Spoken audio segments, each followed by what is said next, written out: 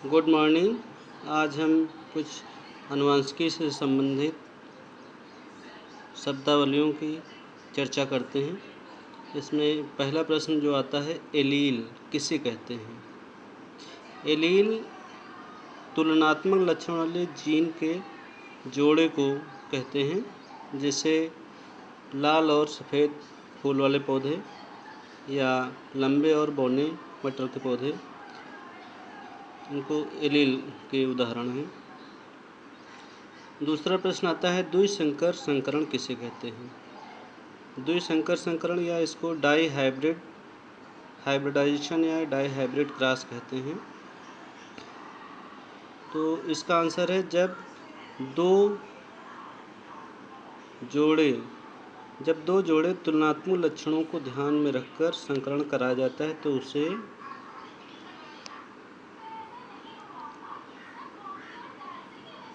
द्विसंकर संकरण कहते हैं। जैसे गोल पीले बीज और झुर्रीदार हरे बीज के पौधों में संकरण, ये द्विसंकर संकरण का उदाहरण है।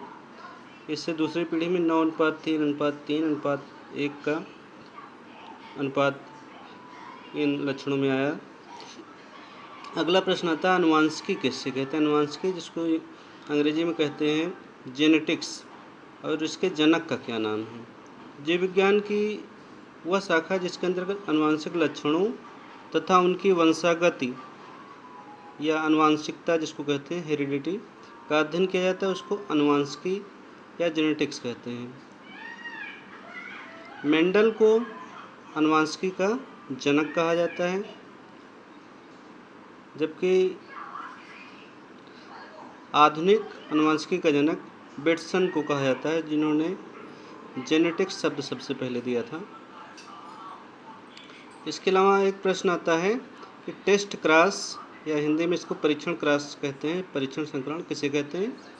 जब पुत्री पीढ़ी के पौधों का संकरण अप्रभावी लक्षण वाले पैतृक पौधे से कराया जाता है तो इसे टेस्ट क्रॉस कहते हैं। जैसे उदाहरण हम लेते हैं कि लंबे और बौने पौधे में संकरण कराने पर जो पौधे प्राप्त होते हैं उनका संकरण F2 पीढ़ी के पौधों का हम पेरेंटल पीढ़ी से करें, पैतृक पौधे से करें, लंबे या बौने पौधे से करें तो उसको टेस्ट क्रॉस कहते हैं। लेकिन टेस्ट क्रॉस ऐसा है जिसमें अप्रभावी लक्षण वाले पैतृक पौधे से करते हैं, मतलब हम बौने पौधे से संकरण करते हैं, लंबे वाले से नहीं करते हैं। अगला क्वेश्चन आता है, बैक क्रॉस या संकर पूर्वज संकरण किसे कहते हैं?